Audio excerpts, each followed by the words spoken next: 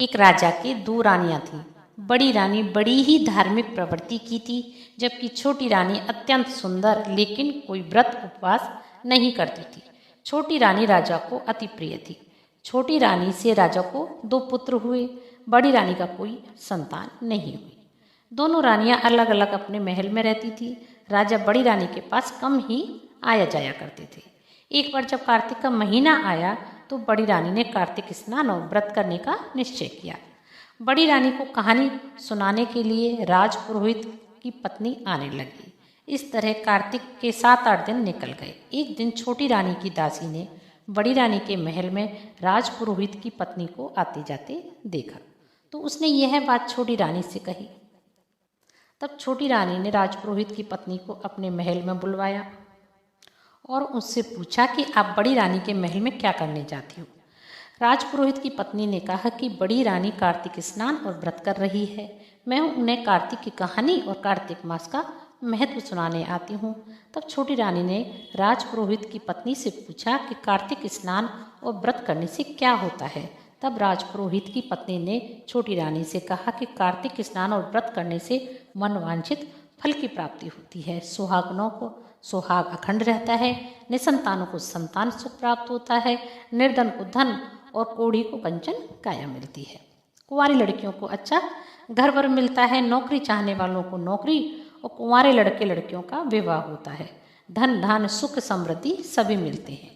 तब छोटी रानी ने राजपुरोहित की पत्नी से पूछा, कहानी सुनाने के बाद बड़ी रानी तुम्हें दक्षिणा में क्या देती है। तब राजपुरोहित की पत्नी ने छोटी रानी से कहा कि बड़ी रानी मुझे दक्षिणा में रोज एक चांदी का सिक्का देती है। तो छोटी रानी ने कहा, अब तुम जाओ। उसके बाद छोटी रानी को भवन में जाकर बैठ गई। जब शाम को राजा महल में आए तो रानी को उन्होंने को भवन में बैठे देखा तो राजा को कुछ आशंका हुई। राजा ने अपनी दासी और बांदियों को बुलाकर पूछा कि छोटी रानी के पास आज कौन आया था, क्या बातें हुई। तब सभी दासियों ने और बांदियों ने राजा को पूरी सच्चाई बताई। फिर राजा छोटी रानी को मनाने के लिए को भवन में गए। छोटी रानी से पूछा कि आप किस बात से और क्यों नाराज है। छोटी रानी ने राजा से कहा कि महाराज, अब बड़ी रानी के सारे जेवर और सोने चांदी की सारी मोहरें मंगवा लो। तब राजा ने छोटी रानी से कहा, आपके हिस्से के सभी जेवरात सोने चांदी के गहने आपके पास हैं, मैं आपको दे चुका हूँ। अब उसके पास जो गहने और सोने चांदी के सिक्के हैं वह अपने मायके से लाई थी। अब उनके ऊपर ना तो मेरा हक है ना ही आपका। लेकिन छोटी रानी ने कहा कि मेरी नाराजगी तो तभी दूर होगी जब आप बड़ी रानी से सारे गहने सोने चांदी के सिक्के मंगवा लोगे। छोटी रानी अपनी जिद पर अड़ गई। आखिर राजा को छोटी रानी को मनाने के लिए यह कदम उठाना ही पड़ा। राजा ने दासी को भेजकर बड़ी रानी से सारे जेवर सोने चांदी के सिक्के मंगवा लिए। बड़ी रानी ने बिना कुछ सोचे समझे सारे जेवर सोने चांदी के सिक्के एक संदूक में रख दिए और राजा को भिजवा दिए। दूसरे दिन बड़ी रानी सोच में पड़ गई कि कार्तिक की कथा और महत्व सुनने के बाद राजपुरोहितानी को मैं क्या दक्षिणा में दूंगी। रोज की तरह बड़ी रानी ने तारों की छाव में स्नान किया, तुलसी जी को जल चढ़ाया, दीपक अगरबत्ती की, तुलसी जी की परिक्रमा करने लगी। तो मन ही मन यही सोच रही थी कि आज मैं पुरोहितानी को दक्षिणा में क्या दूंगी। तभी वहाँ आकाशवाणी हुई। तुलसी माता ने कहा, रानी तू सोच मत कर, कहानी सुनने के बाद रोज एक तुलसी का पत्ता राजपुरोहितानी को दक्षिणा में दे देना, तेरी सभी मनोकामनाएं पूरी हो जाएंगी। इसके बाद बड़ी रानी रोज कार्तिक स्नान व्रत करती। व्रत में जब राजपुरोहितानी कहानी सुनाती और उसका मातम्य सुनाती, उसके दक्षिणा में तुलसी का एक पत्ता तोड़कर वह राजपुरोहितानी को दे देती।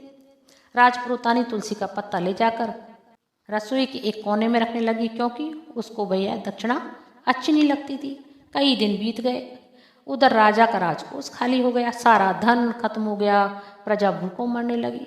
राजा व छोटी रानी के पास भी जो धन था वो खत्म हो गया, प्रजा भूखों मरने लगी। राजा व छोटी रानी के पास जो धन था वह भी खत्म हो गया। उधर दूसरी तरफ जब राजपुरोहित ने अपने घर की रसोई के एक कोने में सोने चांदी की मोहरें और सिक्कों का ढेर देखा तो उसे बड़ा ही आश्चर्य हुआ। उसने अपनी पत्नी को बुलाकर पूछा कि रसोई के एक कोने में इतने सारे सोने चांदी के सिक्के मोहरें कहाँ से आए। तब राजपुरोहितानी ने रसोई में आकर देखा, जिस जगह वह रोज तुलसी का पत्ता रख रही थी वहाँ पर सोने चांदी के सिक्कों का ढेर लग गया है। वह सब सोने चांदी में बदल गए। राजपुरोहितानी ने अपने पति को पूरी सच्चाई बताई। राजपुरोहित एक बड़ा ही सच्चा राजा भक्त था। उसने चांदी के सिक्के और मोहरे एक पोटली में रखे और ले जाकर राजा के पास गया। राजा को पूरी सच्चाई बताई। तब राजा छोटी रानी, राजपुरोहित व उसकी पत्नी बड़ी रानी के महल में गए। बड़ी रानी ने जब सबको अपने महल में आते हुए देखा तो उसने सबका स्वागत किया और उनके आने का कारण पूछा। राजा ने बड़ी रानी को डांटते हुए कहा, रानी तुम तो कोई जादूगरनी हो, क्या कोई जादू टोना टोटका जानती हो जो तुम्हारी दक्षिणा में दी गई तुलसी की पत्ती सोने चांदी के सिक्कों में बदल गई। तब बड़ी रानी उन सबको लेकर अपने तुलसी के क्यारे के पास गई। राजा, छोटी रानी, पुरोहित, राजपुरोहितानी सब की आंखें फटी की फटी रह गईं। उन्होंने देखा कि बड़ी रानी के तुलसी के क्यारे में सोने चांदी की मोहरें लटक रही थी।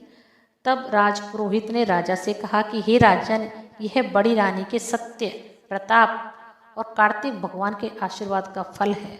बड़ी रानी ने पूरी श्रद्धा व लगन के साथ कार्तिक स्नान और व्रत किया। तब राजा रानी ने बड़ी रानी से अपनी गलती की माफ़ी मांगी। राजा ने पूरी नगरी में ढिंढोरा पिटवा दिया कि पूरी नगरी कार्तिक स्नान और व्रत करेगी। तब राजा बड़ी रानी को पूरा सम्मान देने लगे।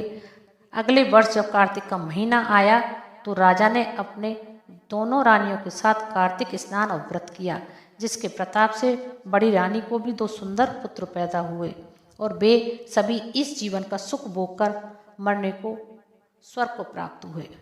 बोलिए कार्तिक भगवान की जय।